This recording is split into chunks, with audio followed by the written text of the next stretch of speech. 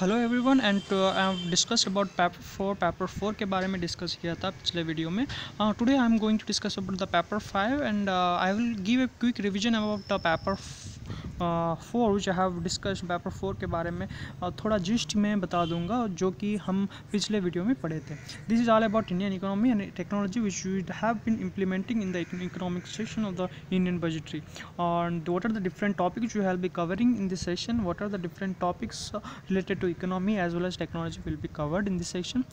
इस वीडियो में जो कि मैं रिवीजन करने जा रहा हूँ पेपर 4 का, वो है इकोनॉमी के बारे में और साइंस एंड टेक्नोलॉजी के बारे में। आपको अंडरलाइन भी किया हूँ, इधर देखो, इधर अंडरलाइन भी किया हूँ, जो कि science and technology development and the application affected by everyday. इसका मतलब है इसका एप्लीकेशन और इसका इन्वायरमेंटल इम्पैक्ट्स भी हम डिस्कस किए हैं पेपर 4 में। Now I will be discussing about paper 5 of mains examination, where we will be discussing about ethics, integrity and aptitude। इसका मतलब है इसमें एप्लीट्यूड रीजनिंग भी होगा ताकि आप गणित में अच्छा कर सकते हो। I will be discussing about the ethics paper which is even human interface. We can say that essential determine consequential ethics in human beings. What are the physiological order we should have to maintain while writing the mains examination. ना पिछले video में बता दिया था कि mains exam खाली आपको लिखना है, आपको कुछ ऑप्शनल भी नहीं रहेगा इसमें, खाली आपको अपना व्यू पॉइंट दिखाना है, अपना व्यू पॉइंट दर्ज कराना है आप आंसर्स के माध्यम से। So you should be writing the answers of different topics which has been taught by me in this paper 5 of the ethics, integrity and aptitude test. Now I have underlined this, just see this once, sorry. The ethics paper, the ethics and human interface essential determine the consequence of ethics and human actions।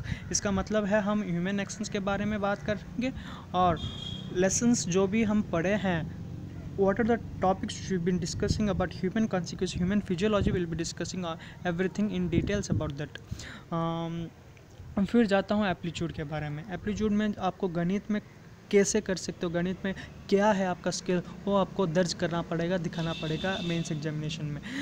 In the form of graphical, in the form of data interpretation, they will be question based on aptitude and aptitude of foundation values of civil service, integrity in practical non participate objective.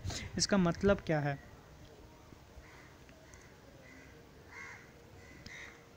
Aptitude and fundamental values of civil service, integrity, or we can say non participative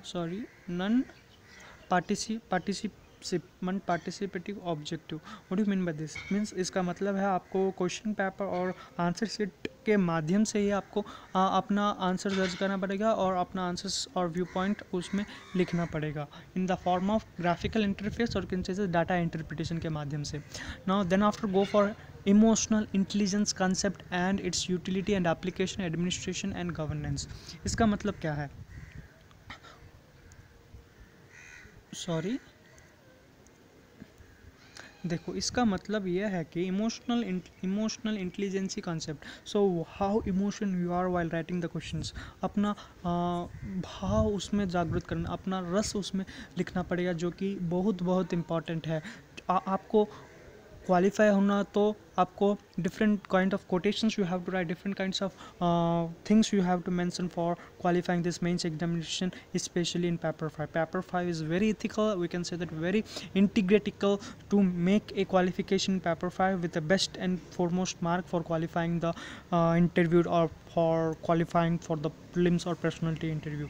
Now each and every topic I have discussed in probably, and I will be notifying each and everything in details with what are the options, what are the required schemes we should have to make while writing the examination।